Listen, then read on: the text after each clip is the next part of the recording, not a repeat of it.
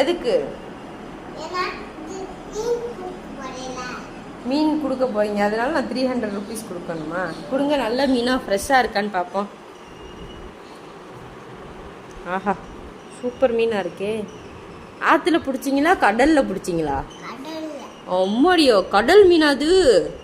செம்மையாக இருக்கு. செத்து போச்சா உயிரோட இருக்கா? சரிங்க. எப்போ தூங்கி இருந்துச்சிங்க?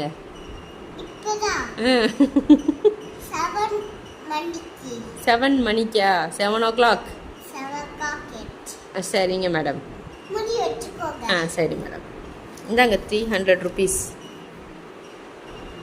போதுமா? வரவா? நாளைக்கு சந்திப்போம். பாய். நீங்கள் கொடுத்த மீன் போன வாட்டி நல்லா இல்லை, நாங்கள் குழம்புல உப்பு போடல, சரியா? அதனால் மீன் நல்லா இல்லை. இப்போ நான் என்ன செய்ய?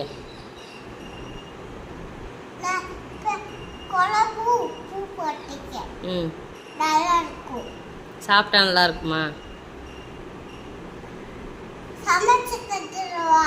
நீங்களே சமைச்சு தந்துடுவீங்களா? சமைச்சு கொடுத்தா எவ்வளவு? முதல்ல இந்த மீன் எவ்வளோ? வெறும் மீன் எவ்வளோ? எவ்வளோ ரூபா? எவ்வளோ ரூபா மாமி? 4 இருக்கு. அப்போ என்கிட்ட என்ன சொன்னீங்க? போன வாட்டி 300 ருபீஸ் வாங்கினீங்கல்ல என்கிட்ட இருந்து. இப்போ இது எத்தனை 100? 5 ருபீஸா? ஏன்? யாரும் சொல்கிறாங்க? நீங்கள் எந்த காலத்து பாவி?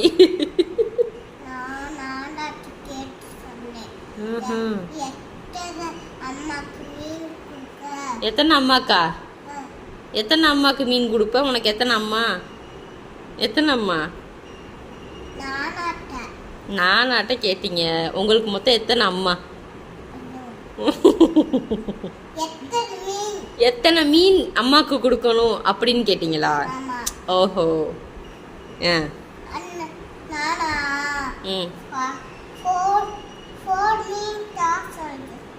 இப்போ அதை ஓப்பன் பண்ணுங்க.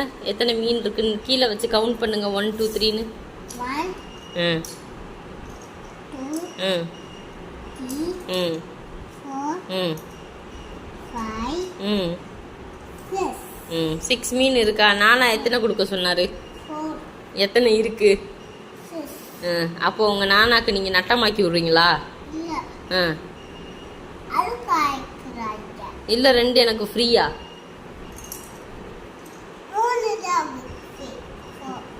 3 ஃப்ரீயா 4 ஃப்ரீயா? 3னா என்ன? 2ஆ 3ஆ? 3ஆ? சரி. என்னங்க எல்லாத்தையும் திருப்பி எடுத்து வைக்கிறீங்க?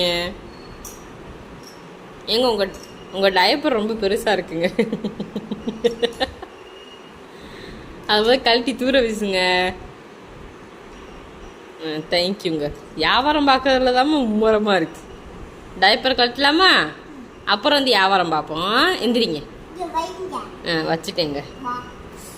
தடி எத்தா தண்டி